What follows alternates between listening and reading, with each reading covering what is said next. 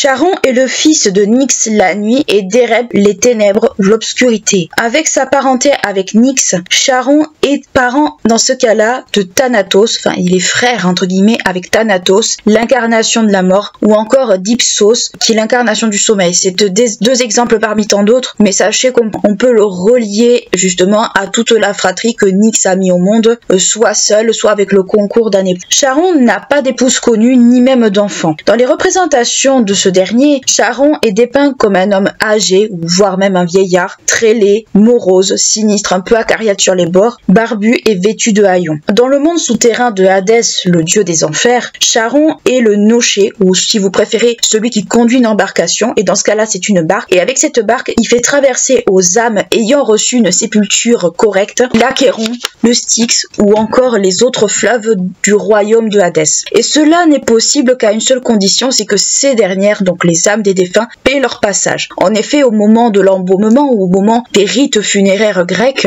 on place dans la bouche des défunts ce qu'on va qualifier de obol, c'est une petite pièce de monnaie qui, dans l'idéal, leur permet de payer leur passage, justement, permet de payer Charon. Cela est possible également car dans les rites funéraires, du moins dans certains rites funéraires pour la majorité, pour ne pas dire, notamment chez les Achéens, on brûlait les morts sur des bûchers. Si vous voulez vous donner une idée, prenez l'exemple de dans Game of Thrones ou dans House of the Dragons, quand les morts sont brûlés justement sur les bûchers. C'est un peu le même principe, même si l'idée est un peu différente. Toutefois, il refuse justement le passage à certains types d'âmes, et notamment celles qui n'ont pas reçu de sépulture adéquat, c'est-à-dire celles qui n'ont pas reçu les rites funéraires, qui n'ont pas reçu un certain nombre de choses, ce qui fait que les corps qui sont laissés à l'abandon n'ont pas le droit justement de passer par la case Charon dans le monde souterrain. Et si vous voulez vous figurer un petit peu cette idée, vous prenez par exemple la pièce d'Antigone de Jean Anouilh, ou même la pièce originale qui justement tourne autour justement de cette idée de sépulture non rendue à deux personnages de la pièce. Si on regarde les sources ou du moins les textes que l'on connaît, Charon est majoritairement absent des textes les plus anciens et notamment des textes homériques. Donc les textes homériques, ceux sur lesquels on se base très souvent, le plus souvent pour ne pas dire par rapport à la mythologie, mais ça reste un personnage assez connu, notamment dans le théâtre. Donc on peut supposer que c'est un personnage qui est relativement jeune, relativement récent, et c'est le cas notamment dans le théâtre athénien, ce qui montre que dans une certaine mesure c'est un personnage qui est récent, qui est assez populaire, mais qui n'a pas une ancienneté aussi marquée que d'autres personnages de la mythologie, mais que c'est un personnage qui a été introduit relativement tardivement, où la création du personnage date de bien après les textes homériques, bien après la théogonie, etc., etc. Toutefois, Charon apparaît principalement, ou du moins c'est le texte qu'on lui connaît le plus, dans l'Énéide de Virgile, où ce dernier va avoir plus ou moins une certaine place, à savoir qu'on va le retrouver justement dans ces textes, car ce sont des textes qui relatent la descente de Énée dans les enfers afin que ce dernier rencontre son père. Donc ça va être, on va dire, le texte le plus emblématique qu'on va accorder à Charon, même s'il y en a bien d'autres, mais à l'époque de l'Antiquité, ça va être ce texte-là. Alors Virgile, c'est plus chez les Romains que chez les Grecs, mais on va le retrouver justement qu'à partir de ce moment-là, ou du moins ça va être le texte qu'on va lui associer le plus. En dehors de Grèce, Charon se retrouve également chez les Étrusques, où il est représenté cette fois-ci avec des ailes et un maillet, et ça devrait vous faire écho justement avec une certaine représentation qui nous est maintenant très familière, à savoir que bien plus tard, ce dernier va garder ces fameuses ailes, et on va lui attribuer à Charon une image d'ange de la mort, éclipsant ainsi Thanatos, qui est la représentation de la mort chez les Grecs en eux-mêmes, et où il va être connu cette fois-ci, Charon, sous des noms de Charos ou de Charontas. Donc ce qu'il faut comprendre en fait dans tout ce que je viens de vous raconter par rapport à Charon, c'est que d'abord, ce n'est pas une création ancienne, ce n'est pas un personnage ancien comparé à beaucoup d'autres, c'est un personnage qui est assez récent dans le monde mythologique grec, c'est un personnage qui a été surtout popularisé avec le théâtre athénien, donc on voit qu'il y a quand même un décalage entre certains personnages et celui-là. Autre fonction qu'on pourrait accorder à Charon, c'est également cette image d'entité, parce que ce n'est pas une divinité, c'est un démon, c'est un esprit, c'est un génie, c'est une entité psychopompe. Si on prend l'exemple d'Anubis qui accompagnait les morts d'un point A à un point B avec la connaissance des formules adéquates jusqu'au tribunal d'Osiris, ben là on peut dire que c'est à peu près la même chose dans une moindre mesure, dans le sens où Charon accompagne les âmes qui l'ont payé, parce qu'il y a une fonction pécuniaire derrière, les âmes qui l'ont payé d'un point A à un point B, et ça veut dire traverser traverser les fleuves justement qui sont propres au monde souterrain sans être inquiété et pouvoir accéder à l'étape suivante. Donc on peut dire qu'il a une fonction psychopompe d'une certaine façon, mais il a aussi une fonction également de maintien de l'ordre, dans le sens où les âmes qui n'ont pas reçu de sépulture, qui n'ont pas reçu les rites adéquats funéraires, ne peuvent pas avoir, on va dire, l'honneur, l'opportunité de monter dans sa barque et accéder à l'étape suivante. Il y a un temps, on va dire, de purification, ou un temps, on va dire, d'errance plutôt, un temps d'errance qui fait que ces âmes doivent attendre une centaine d'années avant d'avoir le privilège de monter dans sa barque. Donc on voit que Charon a une fonction quelque part de maintien de l'équilibre. Alors c'est peut-être pas forcément la fonction numéro 1 de ce personnage, mais c'est un personnage qui est quand même essentiel car il garantit justement cette espèce de maintien, et la fonction psychopompe qu'il occupe n'est pas une fonction qui saute aux yeux de prime abord, mais c'est une fonction qu'on peut lui accorder dans le sens où c'est lui qui accompagne les âmes, c'est lui qui fait en sorte que ces dernières puissent traverser le Styx, l'Achéron et tous les autres sans trop de problèmes pour accéder à l'étape suivante dans le monde de Hadès. Donc on voit qu'il a quand même une fonction qui est assez importante, si je peux dire ça ainsi, et les sources, c'est vrai, ne nous renseignent pas énormément sur la fonction de Charon. On sait simplement que c'est un personnage qui est assez sinistre, assez, on va dire, assez antipathique, si on peut, on va dire, le caractériser ainsi, mais il a une fonction importante quand même, et c'est cette fonction qu'il faut bien avoir en tête quand on pense à Charon et à cette image de barque.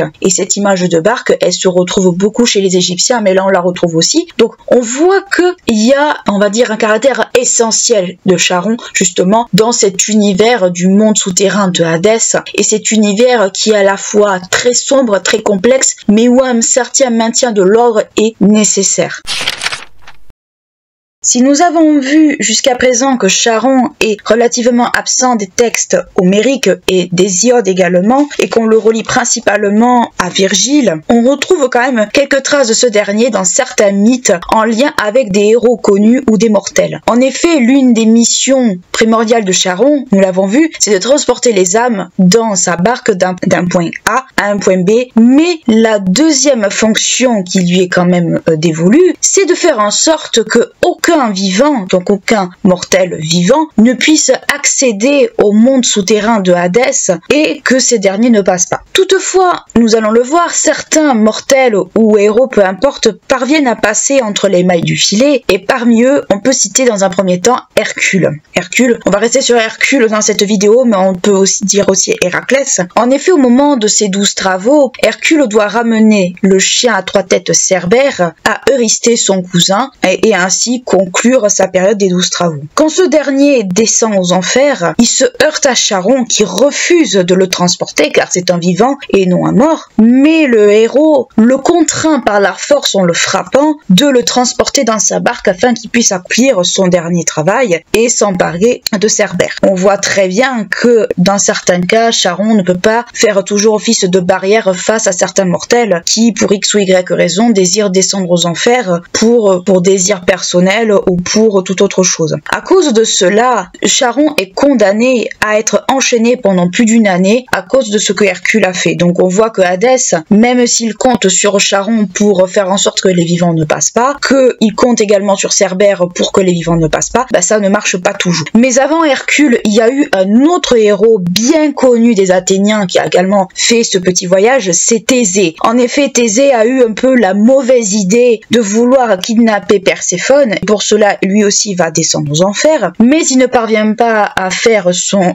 sinistre larcin et il se retrouve coincé aux enfers. Et il doit attendre l'arrivée de Hercule qui arrivera bien plus tard pour que celui-ci soit libéré des enfers avec Alcestre et pour pouvoir ainsi regagner le monde des vivants. Donc on voit très bien que les héros, même eux, ont eu une place ou du moins ont essayé de pénétrer dans le monde des morts avec plus ou moins de succès pour en ressortir par derrière. Donc on voit très bien que le fait de vouloir descendre aux enfers n'est pas toujours, on va dire, synonyme de bon augure. Et à côté de ces héros, on peut citer le cas par exemple de Psyché, qui est un cas assez particulier puisque Psyché est également descendu dans le monde souterrain pour demander à Perséphone, non pas un désir, on va dire quelconque, mais elle va demander à la reine des enfers de lui accorder, enfin de lui donner un cosmétique pour rester jeune, pour pas que sa beauté se flétrit. Mais la jeune Psyché a quand même prévenu prévu son coup, puisqu'elle ne souhaitait pas, on va dire, être en désaccord ou du moins mettre Charon en porte-à-faux. Cette dernière avait quand même prévu dans son voyage 2 oboles à donner à Charon, une pour l'aller, une pour le retour. Donc on voit très bien que même si Charon n'a pas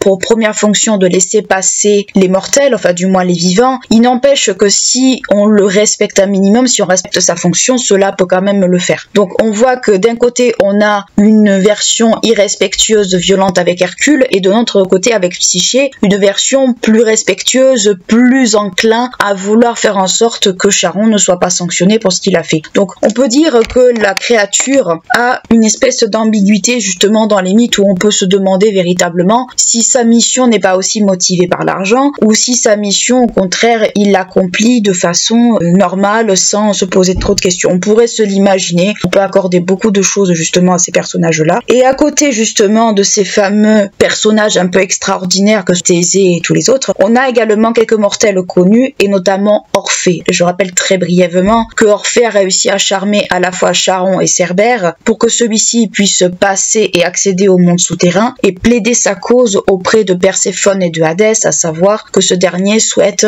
remonter à la surface avec son épouse décédée Eurydice, car cette dernière est morte suite d'une morsure de serpent. Donc on voit que dans certains cas, on peut éventuellement se dire que Charon n'est peut-être pas le personnage le plus inflexible qu'on peut se l'imaginer, mais ça reste une image qu'on peut lui accorder au fil des mythes et au fil des lectures. Dans l'Énéide, c'est un peu différent, parce que l'Énéide de Virgile relate en fait plus une recherche d'un personnage comme plein d'autres, et dans l'Énéide, c'est notamment le héros aîné qui lui par contre descend aux enfers dans le but justement de rencontrer son père, mais ce dernier fait preuve de respect envers Charon comme Psyché avant lui, à savoir il accorde une obole à Charon pour que ce dernier puisse passer et rencontrer son père. Donc qu'est-ce qu'on peut dire de justement de ce que je viens de vous raconter, c'est que dans les mythes, en fait selon qui Charon va avoir affaire en face de lui, il va y avoir une certaine forme de respect de sa personne de la part des héros ou des mortels, et il va y avoir, alors Hercule c'est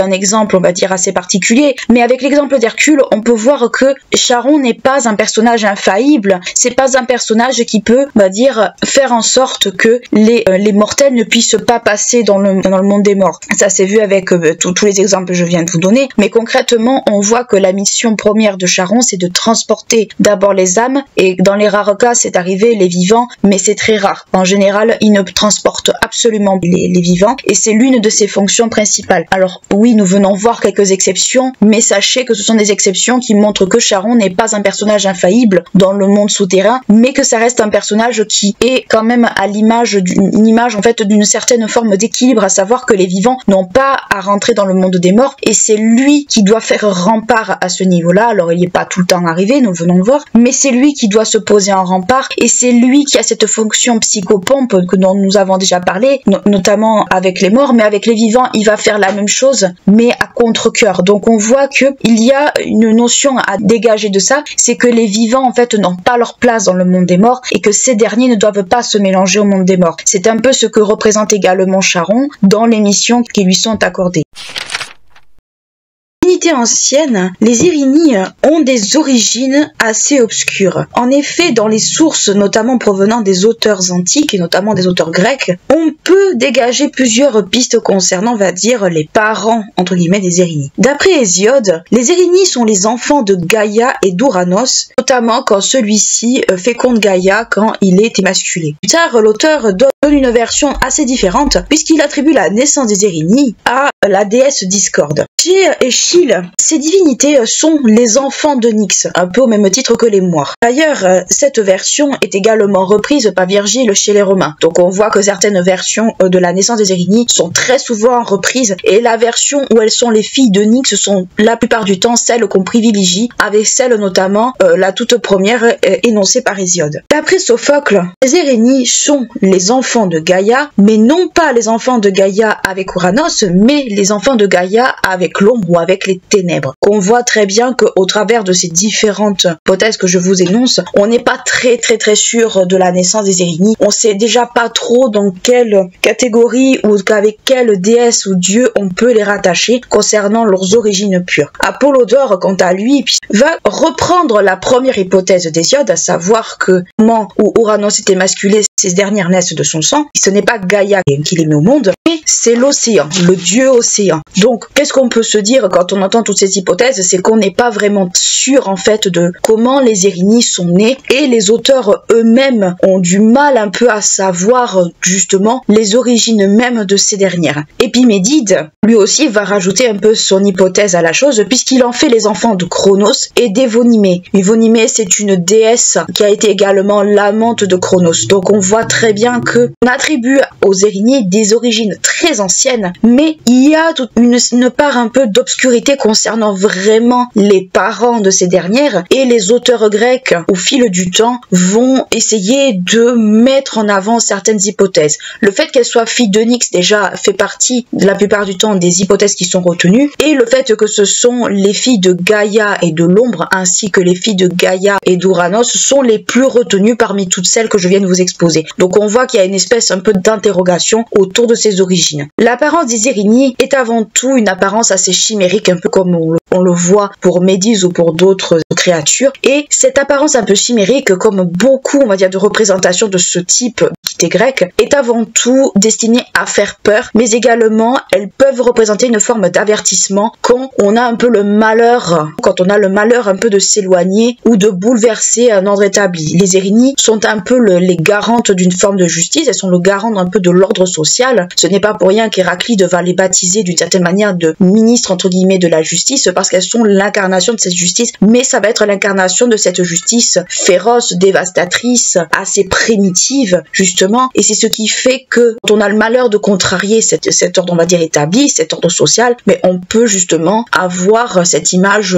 d'anciennes divinités infernales qui peuvent nous tomber dessus. Quand on représente les Érinny, il y a diverses on va dire de représentations, mais la plupart du temps on va les représenter sous forme de femmes ailées, à la peau sombre très souvent, avec des yeux pleins de sang ou suintants. Donc on peut s'imaginer que ces descriptions sont essentiellement présentées soit sur des vases, soit dans les textes. Donc là ça va être une représentation générale que je vais vous donner, mais concrètement partez du principe que c'est destiné à faire peur et à effrayer, et de ces yeux sont également menaçants. Leurs cheveux sont hérissés de serpents, et ces serpents vont se retrouver également sur leur corps, sur leurs bras. Un peu on peut se l'imaginer à la manière de Méduse, donc on peut les rapprocher de ces créatures un peu infernales, représentatives un peu de ce qui se passe quand le caractère assez infernal que peut représenter ce détournement justement de l'ordre établi. Ils représentent également vêtus de robes sombres ou de jupes assez courtes, et portant également des bottes. Donc on voit que on cherche à leur donner un caractère féminin malgré ce caractère infernal. Les serpents, comme je vous l'ai dit, sont présents sur leurs bras pour châtier, pour fouetter bien sûr. Le fouet est également un attribut qu'on va attribuer aux Érinny, mais l'attribut principal qu'on va leur attribuer, c'est la torche. Les Érinny sont représentés avec des torches. Qu'est-ce qu'il faut comprendre de cette représentation? C'est que ce sont des représentations qui sont assez grotesques, assez caricaturales, on pourrait dire ça comme ça de nos jours, mais ce sont des représentations qui sont là pour exacerber une forme de peur, inciter un peu la peur,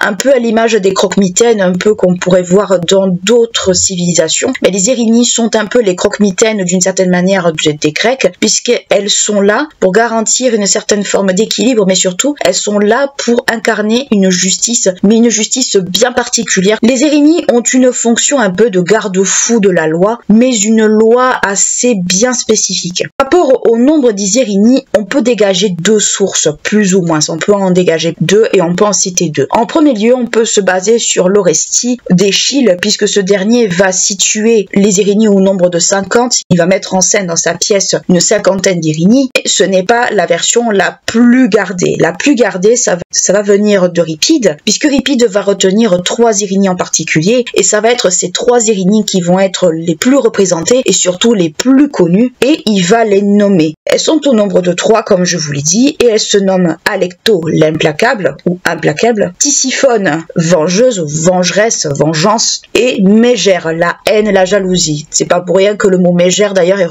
présente dans notre vocabulaire actuel. S'il y a peu d'informations concernant le rôle d'Alecto, les historiens ont réussi à dégager plus ou moins les rôles principaux des 2 autres, à savoir de Tisiphone et de Mégère. Tisiphone est la gardienne de la porte du Tartare, puisque les Érinnies sont rattachées, je vous le dis, au monde souterrain, et on la représente sous la forme que je vous ai présentée, mais avec une robe tachée de sang et fouettant très sévèrement les coupables qui ont le malheur de se retrouver, on va dire, là où elle se situe. Avec cela, elle profite également pour les effrayer avec les serpents qu'elle a autour du bras. Donc on voit très bien le caractère assez vengeur et le caractère assez féroce des Érinnies, puisque les Érinnies sont une gardienne de justice, mais elles ont un rôle aussi de châtiment, puisqu'elles vont châtier les coupables, tant de leur vivant que de leur mort. Donc c'est pas très réjouissant comme vous l'imaginez bien, et Tisiphone n'hésite pas à déclencher énormément de catastrophes pour punir des régions entières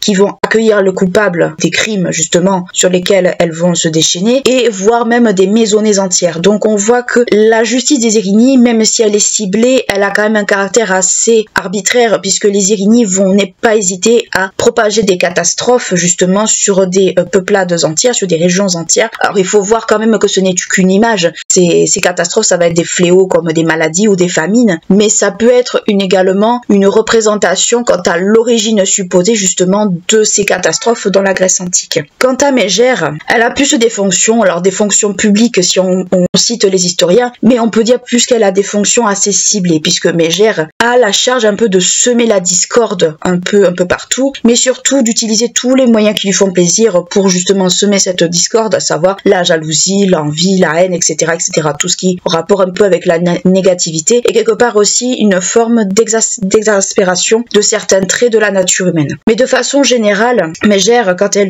selon les textes encore une fois, quand elle avait recours à ces procédés-là, c'était dans un but de rendre fous les personnes ciblées. De façon générale, les victimes des Érinnies ne peuvent pas échapper au châtiment que ces dernières sont chargées d'infliger, même comme je vous l'ai dit, durant leur mort, puisque les Érinnies sont attachées au monde des morts la plupart du temps, et quand elles montent sur Terre, vous vous doutez bien que ce n'est pas très bon, ce n'est pas de très bons augures. Comme je viens de vous le dire, les Érinnies sont rattachées au royaume des morts et à la notion de justice. Dans le royaume des morts, les Érinnies sont présentes, alors j'ai trouvé les 2 versions, soit dans le Tartare, qui est la version, on va dire, qui est le côté un peu obscur du monde souterrain, soit dans les rêves. C'est cette espèce un peu d'entre-deux, de monde entre-deux, où on doit un peu, c'est l'équivalent, si vous préférez, du purgatoire. Si on peut faire un gros raccourci, ça pourrait être un équivalent du purgatoire. Elles ne viennent dans le royaume des mortels, comme je vous l'expliquais, que pour châtier les personnes qui ont enfreint un ordre moral, un ordre établi, ou ayant offensé les dieux, ou s'étant montré de façon très incorrecte envers certaines notions propres au monde grec ou du monde antique, et notamment la notion d'hospitalité. Donc elles sont l'incarnation de ces figures un peu de déesses vengeresses, pas chasseresses mais vengeresses, qui sont là pour garantir un peu une forme d'ordre établi, mais l'ordre établi, on va dire, dans son fondamental. On l'avait déjà vu plusieurs fois, cette notion d'ordre fondamental, de l'ordre établi, quand il est bouleversé, ça crée des catastrophes, mais elles sont un peu le garde-fou par rapport justement au monde des mortels. C'est un caractère assez ambigu qu'on peut dégager des Érinnies. Dans le monde d'Hadès, donc Hadès le dieu, qu'on se l'entende bien, parce que le lieu en lui-même aussi s'appelle l'Hadès, elles sont considérées, puisqu'elles châtient tant les criminels, on va dire entre guillemets, tant du vivant que de leur mort, elles sont considérées d'une certaine manière comme des auxiliaires du dieu, même si ce n'est pas leur fonction principale. Mais elles font partie justement de cet environnement du monde souterrain où elles ont un peu cette fonction de châtier les coupables quels qu'ils soient. Alors c'est vrai que beaucoup de mortels ont été châtiés par des dieux ou tout au long, on va dire, de la mythologie grecque, mais elles ont un caractère bien spécifique. Dans la société ou l'imaginaire de l'époque, donc de l'époque de la Grèce antique, elles représentent l'ordre établi, comme je vous dis, l'ordre moral, elles sont la garantie des lois qui régissent la société, et le châtiment qui peut être réservé à ceux qui ont le malheur de transgresser justement ce fameux ordre établi, ce fameux ordre moral. Et notamment, ça va toucher principalement les crimes envers la famille, mais également les humains qui oublient un peu leur condition de mortels, à savoir les humains qui veulent s'ériger au rang des dieux. Donc elles sont là aussi pour garantir que chacun reste à sa place, comme beaucoup de divinités, qu'elles soient anciennes ou nouvelles. Mais également, elles sont là pour punir des offenses faites aux dieux eux-mêmes, crimes. Par exemple, l'hospitalité qui est très chère aux dieux. Rappelez-vous le manque d'hospitalité par exemple de Lycaon, même si ça n'a rien à voir avec les Érini. Lycaon, pour avoir offensé Zeus, s'est retrouvé avec une condition de loup-garou. Donc l'hospitalité est quand même une notion très importante tant pour les divinités que pour les humains, on va dire dans l'imaginaire bien entendu, mais également le parjure. Parjure, ce n'était pas forcément la bonne chose à faire à cette époque-là. Elles peuvent également punir, comme je vous l'ai dit, des contrées entières, des familles entières, tout dépendait des contextes. Mais globalement, ce qu'il faut en comprendre, c'est que, encore une fois, ce sont des divinités qui sont anciennes, qui représentent, on va dire, l'ancien monde avant les Olympiens, et donc c'est des divinités qu'on va qualifier de presque primitives, puisqu'elles ont un caractère féroce, elles ont un caractère quasi presque arbitraire dans leur justice, puisque, je le dis, les Érini obéissaient à leur loi seule, elles n'obéissaient pas à la loi des Olympiens, qu'elles ne reconnaissaient pas, et même les Olympiens étaient soumis à leur volonté. Même Zeus, qui est le souverain de l'Olympe, les craignait et devait se plier à leur volonté, un peu au même titre que Nyx. Comme beaucoup de divinités vengeresses, il est possible de les apaiser en procédant à des rites de purification qu'il faut observer à la lettre et réaliser correctement. Sinon, aucun sacrifice, aucune prière ou aucun objet sacré quel qu'il soit ne pouvait apaiser les Érini. Quand elles étaient apaisées, elles prenaient une autre forme et elles avaient un autre nom. On les appelait les Huménides ou les bienveillantes entre guillemets, notamment si on réussissait à les flatter, si on réussissait à les apaiser correctement. Mais encore une fois, comme je vous dis, ce sont des gardiennes de la loi, ce sont des gardiennes de la justice. Il suffit de faire un pet de travers pour que ça vous tombe dessus. Ce caractère un peu également de crainte qu'elles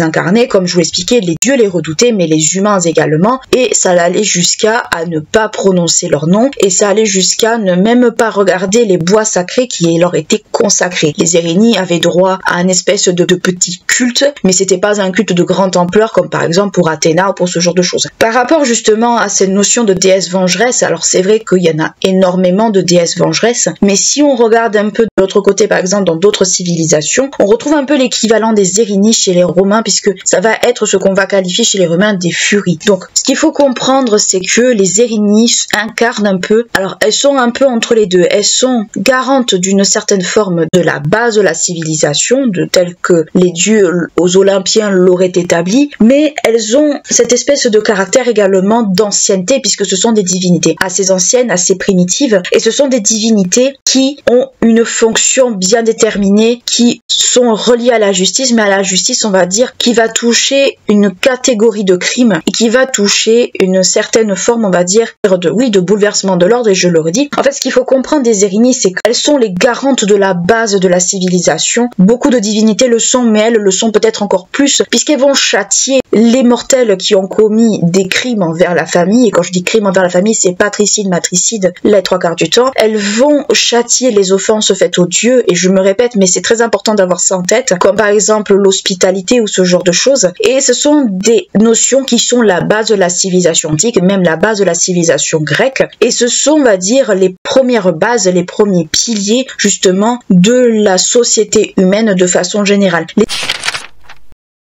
Comme beaucoup de divinités et de créatures mythologiques, les Érini n'ont pas de mythes qui leur sont propres. Toutefois, leur présence est attestée dans bon nombre de mythes en lien avec des héros de la mythologie, mais ce sont surtout des héros de la mythologie qui ont commis des crimes envers leur famille, à savoir meurtre de leur mère, meurtre de leur père, meurtre de toutes leurs familles entières. On en revient un peu à cette notion de châtiment en lien avec la famille, et dans le cas, on peut citer par exemple Hercule ou Orestes que nous allons voir juste après, et pour les dieux, ça va plutôt être les dieux qui vont avoir recours justement aux Érini, peut-être pour ne pas se mouiller directement, mais les dieux vont également y avoir recours dans le but de châtier des humains. Donc on voit que même si les Érini sont craintes, les humains les craignent consciemment ou inconsciemment, mais les dieux vont avoir également recours à elles pour pouvoir mener à bien certaines vengeances et pour mener à bien justement certains châtiments qu'ils n'osent pas faire. Comme nous l'avons dit précédemment, les Érini sont liés à des héros de la mythologie grecque, mais parmi eux on peut citer Hercule ou Héraclès, qui, sous un coup de folie provoqué par Héra, assassine sa femme Mégare, ou Mégara si vous préférez, et ses fils. Ce dernier est alors purifié par le roi Thespios, donc on voit que la purification est possible dans certains cas. Penthésile, lui aussi, parvient à être purifié par Priam, car il a ôté la vie de sa sœur par accident. Donc on voit, ne serait-ce que par ces deux exemples, que ce sont des crimes envers, encore une fois, la famille. Si nous venons de voir à travers ces deux exemples que, dans certains cas, les criminels odieux du moins les héros peuvent être purifiés par un tiers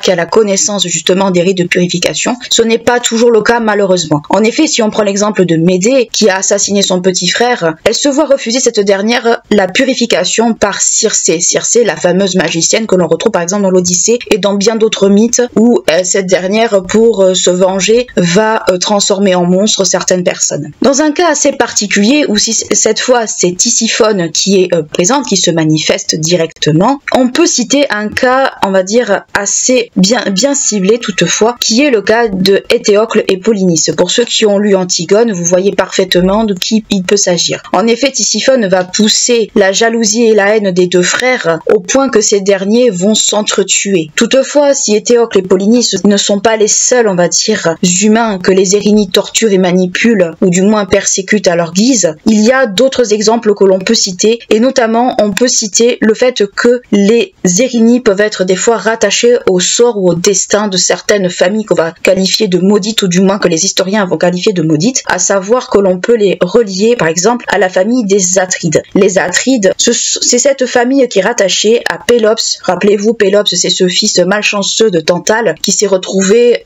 avec une épaule en ivoire parce que cette fameuse épaule avait été dévorée par Déméter au cours d'un banquet assez particulier. Avec cet exemple-là, justement, c'est les Érinnies sont rattachés justement à la famille de Tantale, ou du moins des héritiers de Tantale. Parmi ces héritiers, on peut citer le plus célèbre d'entre eux, à savoir Orestre. Orestre met plus ou moins fin à ce cycle infernal de malédiction, à savoir que Orestre, dans un premier temps, a assassiné sa mère Kythesmètre avec son amant Égiste. Donc Kythesmètre a assassiné le père de Orestre, à savoir Agamemnon, le héros de la guerre de Troie, qui est revenu justement de Troie avec Cassandre, mais ce dernier va être assassiné par son épouse parce que cette dernière craignait que Cassandre ne la remplace en tant que reine. Ce qui était un coup de folie, de jalousie. C'était une espèce de complot entre son amant et elle. Et justement, le fait que la mère de Orestre ait décidé d'assassiner son époux, Orestre, lui, va décider de venger la mort de son père, à savoir en assassinant donc sa mère et son amant. Ce crime est donc considéré comme un matricide, mais c'est un matricide un peu particulier puisque c'est un matricide qui a été un peu poussé par Apollon. Donc on voit que les dieux ont quand même, d'une certaine manière, eu un rôle dans cet assassinat. Alors on peut se demander justement, si on suit un peu le mythe, est-ce que le fait que Apollon ait poussé Orestre à assassiner justement sa mère et son amant parce que cette dernière avait assassiné Cassandre, qui était un peu l'amour et conduit, on va dire, d'Apollon et son mari, on peut laisser cours aux hypothèses. Ce matricide entraîne donc le mécontentement des dieux, alors que ce dernier a été poussé quand même par Apollon, et surtout ce sont les Érinnies qui vont s'occuper de son cas, à savoir qu'elles vont le pourchasser partout où il va aller, provoquant des pestes, des maladies partout où il sera hébergé, et ce dernier parvient quand même à se réfugier à Delphes, donc dans le sanctuaire d'Apollon à Delphes, où il va consulter la Pythie de ce dieu, et la prêtresse d'Apollon va lui conseiller d'aller trouver refuge à Athènes auprès de la déesse Athéna, car Apollon, malgré le fait qu'il ait joué un rôle là-dedans, va prendre quand même le jeune homme en pitié, parce qu'il ne faut pas oublier que c'est de son conseil que ce dernier est poursuivi, et Orestre va se diriger à Athènes où il va trouver refuge auprès d'Athéna, et Athéna va jouer le rôle en fait de juge dans cette histoire. Je vous le résume très brièvement, mais concrètement il faut savoir que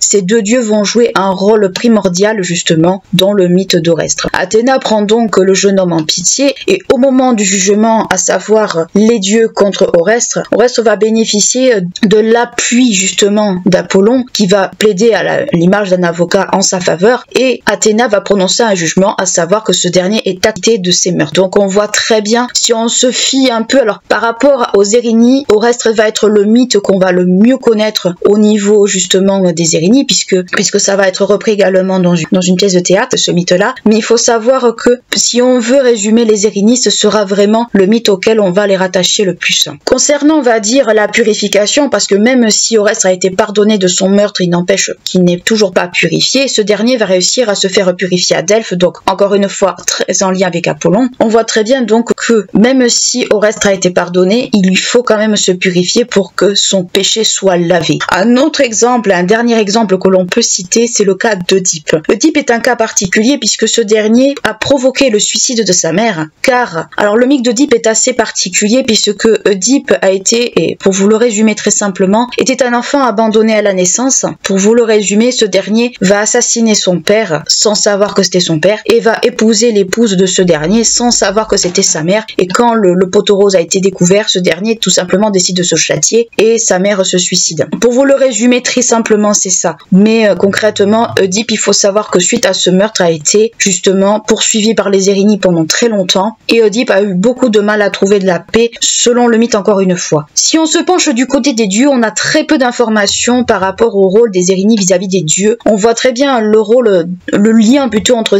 les Erinyes et Apollon qui méprisait les Erinyes pour ce qu'elles représentaient, parce que c'était vraiment des juges, mais plutôt, on va dire, des entités archaïques, on va dire dénuées pas d'intelligence, mais de grâce, entre guillemets. Mais ce qu'il faut retenir de cette partie, c'est que les Erinyes vis-à-vis des mythes, comme je vous dis, elles n'ont pas de mythes qui leur sont propres, elles n'ont pas de mythes qui leur sont dédiés comme certaines créatures mythologiques, mais ce sont des créatures qu'on va surtout relier, comme je vous le dis, aux personnages d'Orestre et dans une moindre mesure à Oedipe, parce que ce sont des personnages qui ont commis des meurtres envers leur propre famille, envers leurs parents, à savoir mère ou père ou les deux en même temps. Et ce sont justement ces mythes types qui montrent que les crimes qui sont châtiés justement par les Erinyes sont des crimes liés à la famille, liés en fait à un bouleversement de l'ordre établi, à savoir des crimes envers ce qui est le socle de la société, à savoir la famille, les parents et ce genre de choses. Donc on voit que les Erinyes sont un peu les croque-mitaines du châtiment envers justement ce mode de crime, et la purification dans ce cas-là est quasi obligatoire si on veut pouvoir s'en défaire. Comme nous l'avons vu, la purification n'est pas toujours accomplie, n'est pas toujours, on va dire, faite, mais on voit très bien que c'est une crainte qu'il y a déjà dans la mythologie, mais c'est aussi une crainte qu'on peut aussi retrouver certainement, c'est une crainte qu'on peut retrouver dans la société, à savoir que la société grecque, c'est une société où justement la famille, un peu comme dans toutes ces sociétés, est quand même au centre, où la famille a une place primordiale, c'est le cœur justement de la civilisation, comme beaucoup d'autres choses, et les Erinyes sont un peu les garantes un peu de cet ordre familial justement qui est très présent dans les sociétés antiques de l'époque.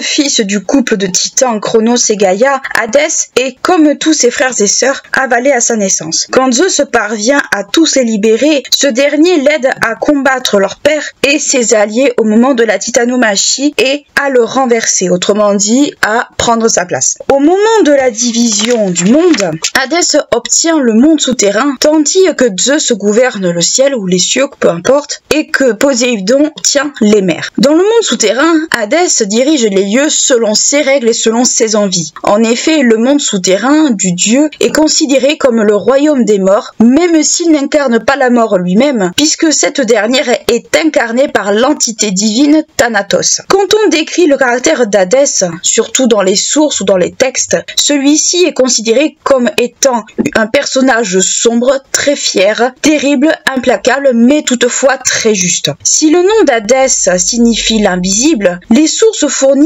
différents surnoms ou différentes épithètes selon comment on veut l'interpréter, rattachés justement à cette divinité. Aidoneus, celui qu'on ne voit pas, Eubouleus, le bon conseiller, Clyménos, le renommé, Pluton, ou Pluton, selon comment on va se situer, le riche ou celui qui enrichit, Polydecmon, celui qui reçoit beaucoup, Pilartès, aux portes solidement closes, donc référence certainement aux portes de l'enfer, enfin aux portes du monde souterrain, et Stygéros, l'horrible, Zeus Plectonios, le Zeus des enfers, et Dispater, notamment chez les Romains, qui est le nom, on va dire, auquel on va l'assimiler le plus, ou du moins qui va lui être le plus rattaché, mais on sait très bien que chez les Romains, Hadès va s'appeler Pluton, mais peu importe, c'est le nom Dispater, ça va être aussi attaché également à Hadès. Par la suite, le surnom Pluton est associé à l'agriculture, à la fertilité des sols, mais aussi à la semence. Et donc, le symbole qui va être associé justement à Hadès,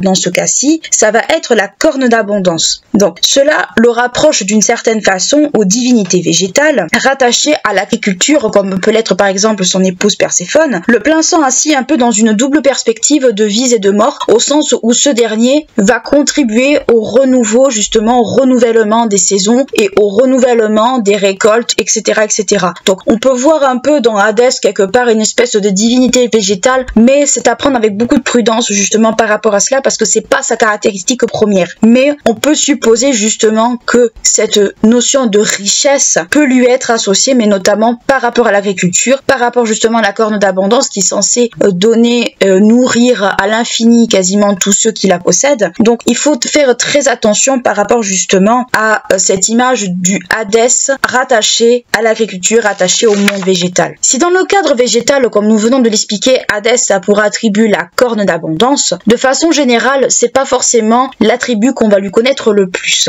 L'attribut qu'on va lui connaître le plus, c'est ce fameux casque d'invisibilité ou cuné cadeau. Donc ce fameux casque lui a été fait par les cyclopes, donc par des créatures qui sont à la fois des créatures que l'on craint, des créatures que l'on juge selon les sources assez barbares, assez primaires, parce que ce sont aussi des fils de Gaïa, mais pour qui on a une certaine admiration, comme on l'a vu pour Persée, parce que ces derniers auraient contribué à la fondation de certaines villes, notamment certaines cités importantes dans la région d'Argolith. Donc encore une fois, on attribue justement au Cyclope un savoir-faire justement qui leur est propre, qui n'est pas toujours mis en avant malheureusement. Par rapport justement à ce fameux casque, ce dernier est prêté à un certain nombre de divinités, mais aussi à un certain nombre de mortels. Chez les divinités, ça va d'abord être Hermès qui va en bénéficier dans son combat contre les géants, puis ça va être Athéna au moment de la guerre de Troie, afin de ne pas être repéré par Arès. Donc on voit que les divinités vont aussi un peu se l'approprier, et chez les humains, nous venons de le voir, ça va être Persée au moment de sa quête de la tête de Méduse. À côté de ce casque d'invisibilité, on peut citer d'autres attributs moins connus, moins mis en avant, mais qui lui sont associés quand même. On peut trouver par exemple le bident. Alors le bident, c'est une fourche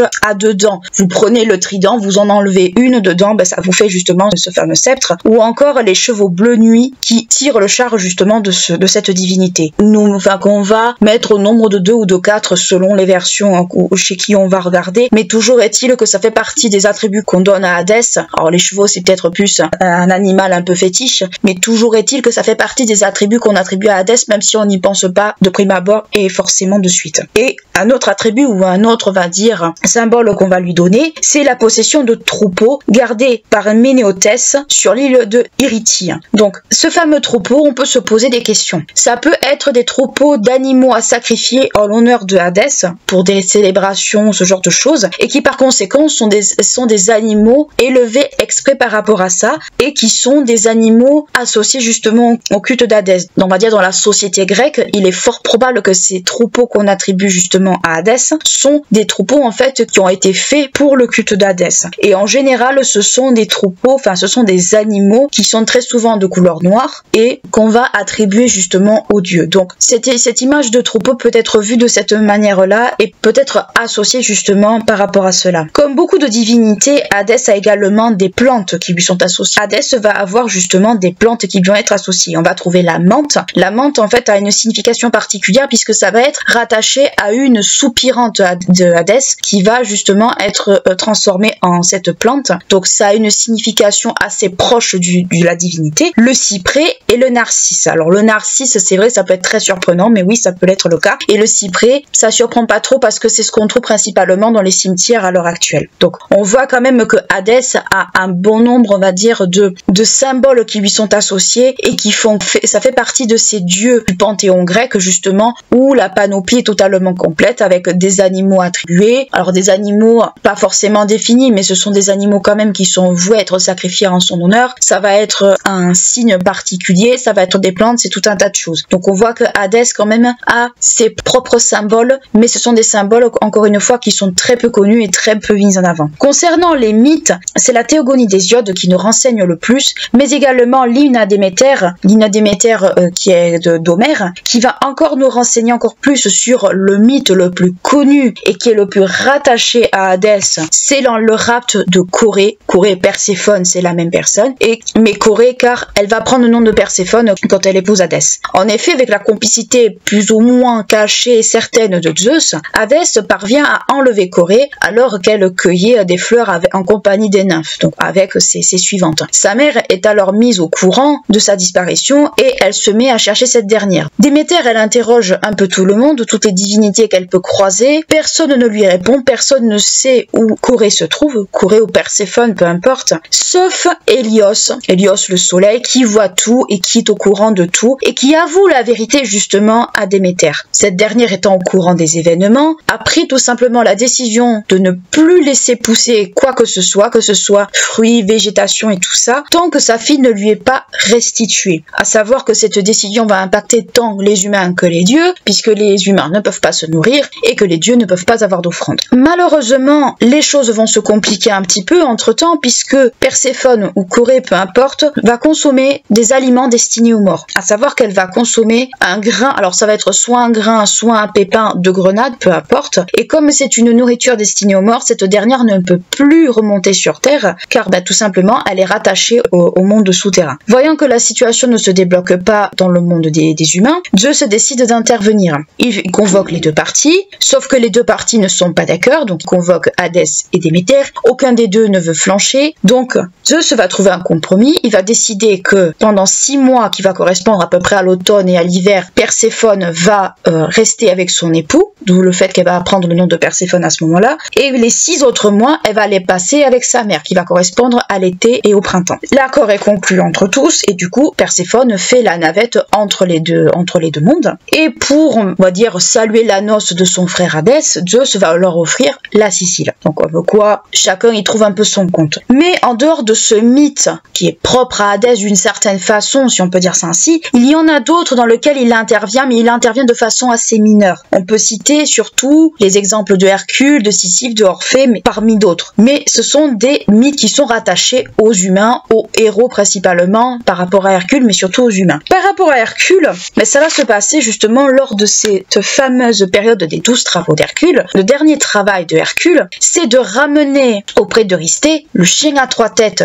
animal gardien, Cerbère, justement, et le chien qui garde la porte des enfers. Le héros parvient à pénétrer dans le monde de Hadès. Le dieu essaie vainement de lui faire comprendre qu'il faut qu'il retourne de là où il vient, mais Hercule s'entête. Hercule, Héraclès, j'utilise le mot Hercule volontairement parce que c'est plus facile pour tout le monde. Donc le dieu essaie de lui dire de dégager, mais sans succès. Hercule parvient quand même à récupérer Cerbère, et par la même occasion, il blesse également Hadès à l'aide d'une de ses flèches, obligeant Hadès dans ces cas-là à aller se faire soigner sur le mont Olympe, car c'est une blessure qui est quand même assez grave. En même temps qu'il est sur place, Hercule va faire un peu autre chose, de s'approprier juste cette fameuse créature. Il va décider de libérer Alceste. Alceste, c'est une épouse qui a accepté en fait de prendre la place de son époux dans le monde des enfers à la place de ce dernier, et il va en profiter également pour libérer Thésée, qui est le héros athénien et qui a eu un peu la mauvaise idée de vouloir enlever l'épouse d'Hadès, Perséphone. Donc il en profite pour libérer ces deux personnages qui sont plus ou moins connus, plus ou moins mis en avant, mais il va en profiter justement pour libérer ces deux-là. Donc on voit quand même que Hadès est quand même relié quelque part également aux mortels ou aux héros dans le cas d'Hercule. Et pour vous donner une idée également de à quoi ressemble Cerbère, c'est, si vous êtes fan de Harry Potter, c'est le chien à 3 têtes touffu, le chien à Hagrid, c'est exactement la même chose. Par rapport aux mortels justement qu'on peut encore une fois relier à Hadès, on peut également inclure Orphée. Orphée, c'est un poète qui est relativement très connu et qui est tombé follement amoureux d'une nymphe, Eurydice, c'est également le nom d'une pièce. Orphée, quand il tombe amoureux d'Eurydice, il en est tellement amoureux qu'il, même quand celle-ci meurt de la morsure d'un serpent, il la rejoint en fait, il la suit dans le monde souterrain d'Hadès, et quand il parvient à pénétrer dans les lieux, bon, il charme Cerbère par la musique. Donc on peut faire également encore une fois référence à Harry Potter quand la harpe jouait pour endormir Touffu. Donc si vous voulez vous figurer la scène, partez de cette scène-là justement dans le premier Harry Potter quand vous voyez Touffu en train de dormir avec la harpe qui joue. Partez du principe que c'est un peu la même chose. Et quand le Orphée arrive devant Perséphone et devant Hadès, celui-ci essaie de plaider sa cause, essaie de plaider en fait pourquoi il est là et comme quoi il veut remonter sur Terre, etc., etc. Ému par sa requête, bien entendu, les deux dieux sont émus. Les seigneurs des enfers, donc le couple seigneurial des enfers, lui accorde sa requête, à savoir remonter dans le monde des vivants avec son épouse, mais à une condition, c'est que Orphée ne doit en aucun cas se retourner pour voir son épouse jusqu'à ce qu'il soit en dehors en fait du monde souterrain de Hadès. Donc Orphée accepte, mais malheureusement le doute s'est installé justement dans la tête d'Orphée, non loin de la surface. face, il n'a pas pu s'empêcher de se retourner et il n'a pas vu son épouse à côté de lui, ou du moins derrière lui, ce qui fait que malheureusement les portes de l'enfer se sont refermées derrière lui, laissant Eurydice dans le monde souterrain et lui dans le monde des vivants inconsolable. Le sort d'Orphée est très triste puisqu'il finira lapidé par des femmes justement qui vont le mettre en pièces et qui vont répandre son corps on va dire aux quatre vents, si on peut dire ça ainsi. Donc on voit quand même que malgré ce caractère un peu impitoyable, Hadès arrive quand même à se faire un peu attendrir par des mortels justement où les intentions sont pures, où il n'y a pas de souhait en fait un peu malveillant derrière. On peut attribuer peut-être un côté un peu plus tendre à Hadès d'une certaine façon, et puis avec son épouse à côté, il sait parfaitement ce que c'est que d'être amoureux. On peut se le figurer ainsi. Et un autre mortel justement est peut-être associé à Hadès d'une certaine façon, parce que là c'est plus on va dire pour le coup un châtiment qu'autre chose. C'est le cas de Sisyphe. Sisyphe a eu la bêtise de dénoncer le rapt d'Égir Zeus, et Zeus l'ayant, comme on peut se dire, très mal pris, a tout simplement décidé de foudroyer Sisyphe et de l'expédier directement aux enfers, et Sisyphe a eu comme châtiment en fait de pousser un rocher jusqu'en haut d'une colline, sauf qu'à force le boulet retombe, etc. Donc un châtiment on va dire très cruel, au même titre que bien d'autres châtiments réservés à des mortels bien trop orgueilleux et bien trop stupides en fait pour se rendre compte de leurs bêtises. Ces mythes-là, surtout le mythe de Sisyphe, remet un peu en perspective un peu la condition humaine et l'absurdité de la condition humaine, surtout peut-être le rapport entre les dieux et les mortels. Même si c'est quelque chose d'assez violent, ça fait partie justement un peu de ces leçons d'humilité que les mythes justement cherchent à nous transmettre par rapport à la condition humaine. Mais cela montre aussi également que même si on a vu que des héros et des mortels ont quand même réussi à pénétrer dans le royaume de Hadès, il n'empêche que c'est un royaume, encore une fois, qui obéit à ses propres règles, et que Hadès est le seul à décider à savoir qui rentre et qui sort entre guillemets de son royaume, même si la plupart du temps personne n'en sort. Il faut voir un peu la divinité Hadès comme une divinité qui régit en fait un ordre dans son propre monde. Le monde de Hadès, on va le voir justement parce que l'Hadès ça désigne à la fois le dieu et le lieu qui est justement sous son autorité. C'est un lieu en fait qui est régi par des règles qui sont de l'ordre en fait d'un équilibre établi. Hadès fait en sorte que, donc le dieu Hadès fait en sorte que il règne un certain équilibre dans le monde souterrain, et que selon qui fait quoi ou qui a fait quoi, chacun en fait doit aller d'un côté ou de l'autre. On va le voir juste après, mais concrètement qu'est-ce qu'il faut retenir de la divinité Hadès? C'est que c'est une divinité déjà très peu connue ou très mal connue, ça on ne peut pas le nier, mais c'est une divinité qui est quand même assez mystérieuse, puisque on voit que les mythes, alors ce sont des mythes parmi tant d'autres, parce qu'on pourrait en citer d'autres, des châtiments on va dire assez cruels qui ont été affligés à d'autres mortels, mais j'ai pris ces trois-là parce que ce sont ceux qui ressortent le plus. Ce sont des mythes en fait qui montrent à quel point la divinité, même si dans son propre monde c'est elle qui fait les règles, elle ne peut pas en fait avoir les yeux partout déjà, et ensuite quand il y a certaines données qui rentrent en compte, on voit qu'elle ne peut pas tout régir, qu'elle ne peut pas tout prévoir, mais ça c'est totalement normal. Mais surtout on voit dans les textes par rapport justement au monde souterrain lui-même, on voit que cette divinité a une place qui est quand même assez mal définie, assez peu on va dire exposée, et on peut se demander justement s'il n'y a pas eu un culte, s'il y a eu un culte ou s'il y a eu ce genre de choses. Donc c'est vrai que la divinité Hadès, quand on regarde ses mythes, ses attributs ou ce genre de choses, on peut se poser tout un tas d'interrogations autour de justement de ce dernier, et par rapport aux sources également, mais par rapport en fait au panthéon grec en lui-même.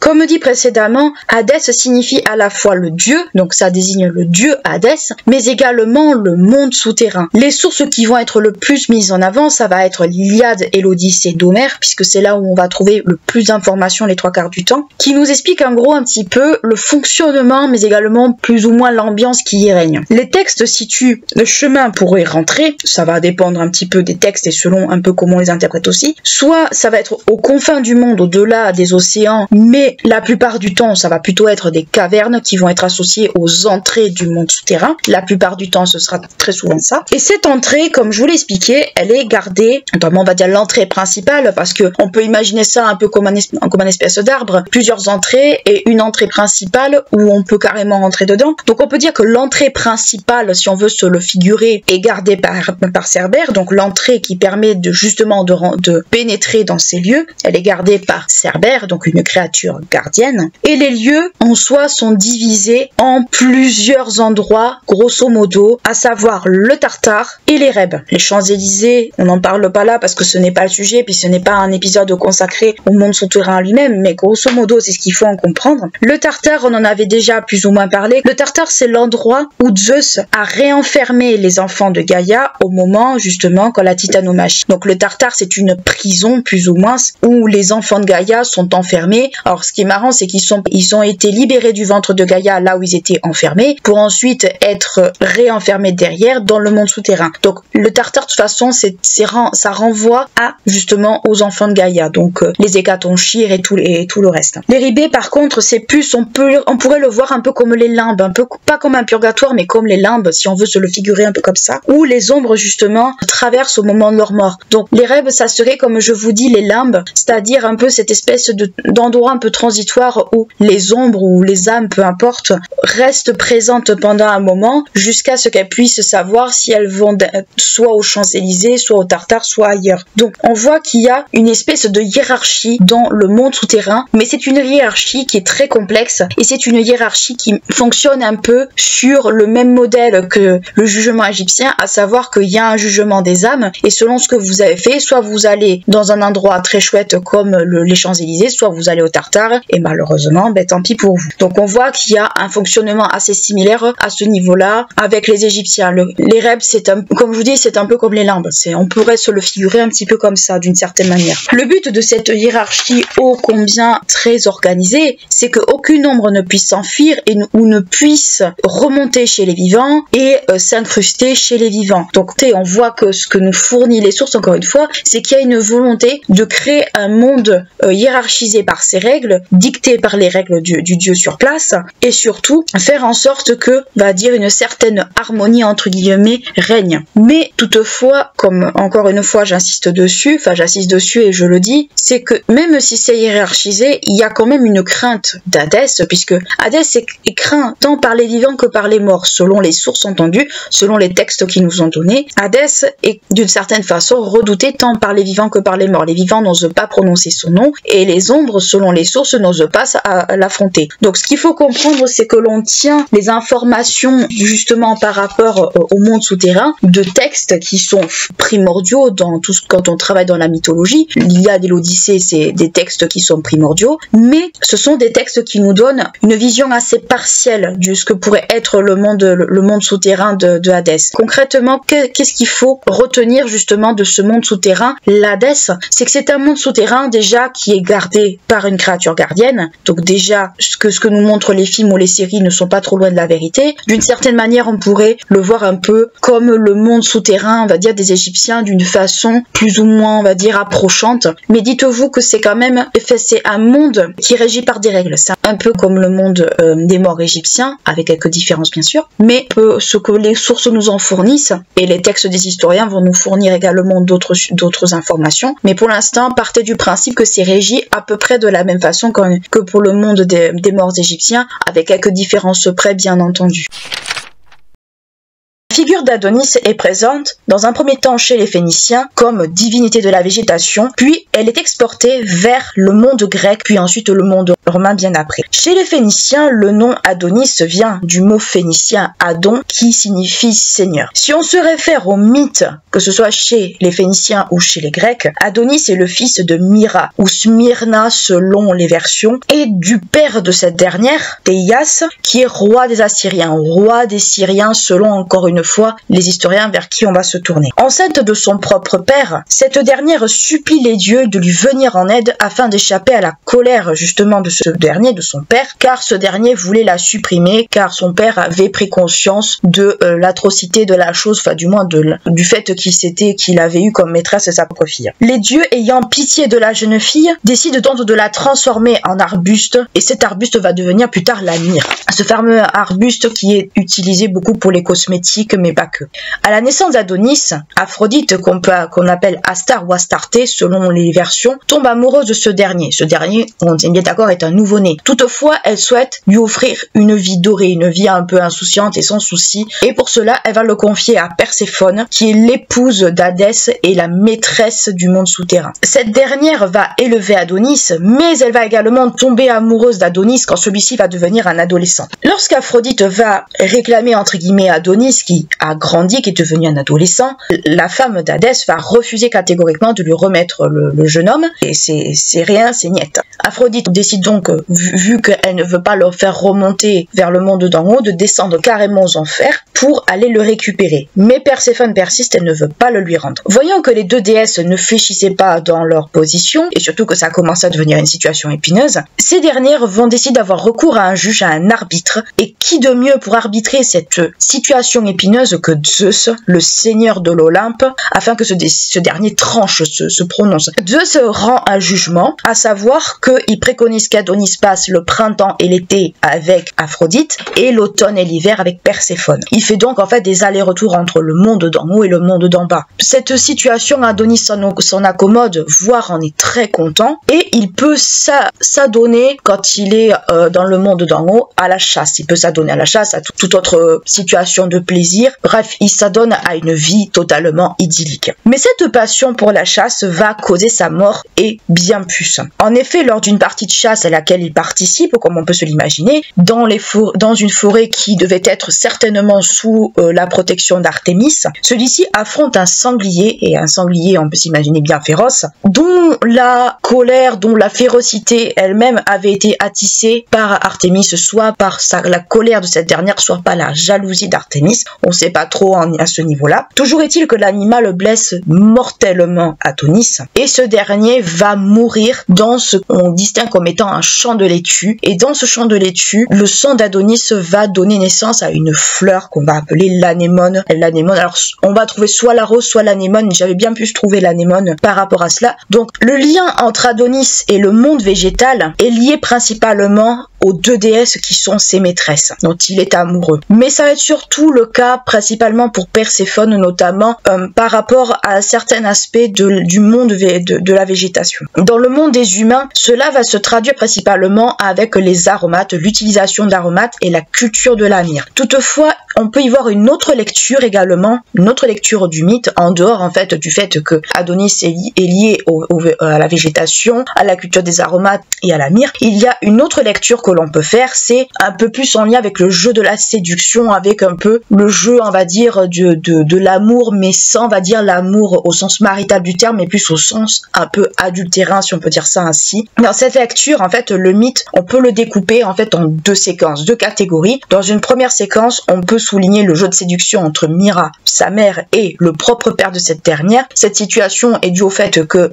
Myrrha a été un peu désinvolte par rapport au lien du mariage, si on peut dire ça ainsi. Et surtout, Myrrha représente surtout le côté en fait du mariage un peu bafoué. Et dans une seconde partie, c'est plutôt la séduction dont fait preuve Adonis à l'égard des deux déesses qui sont tombées amoureuses de lui. Mais aussi, c'est plus, on va dire, un jeu de séduction dont ce dernier a profité par rapport aux avantages qu'il pouvait avoir des deux déesses. Il y a vraiment un lien avec la séduction qui n'est pas toujours très bien expliqué, mais c'est vrai que si on regarde un peu, il y a la séduction de par sa mère Myrrha et la séduction par Adonis par rapport justement aux deux déesses. Dans le cadre en fait du fait qu'Adonis est l'amant de deux déesses, ça se caractérise aussi par le fait que celui-ci fait des allers-retours entre le monde des vivants et le monde des morts. Ce que j'essaie de vous expliquer, si on doit regarder cette lecture du mythe sous l'autre angle par rapport à la végétation, c'est que en fait Adonis représente un peu tout ce qui est en lien avec le jeu de la séduction dans la plupart des sens du terme, mais qui est en dehors de la convention en fait du mariage et qui, on va dire, se traduit par le fait que de ces relations, il n'y a pas de procréation derrière. Donc ce sont, on va dire, des relations plus amant-amante ou concubines avec des amants, mais pas au sens homme et femme dans un mariage. Donc il faut bien faire la distinction entre ça. N'hésitez pas à liker et clocher la vidéo si elle vous a plu, à vous abonner à la chaîne si ce n'est pas encore fait. Moi je vous dis à très bientôt pour un nouveau podcast. D'ici là, prenez bien soin de vous.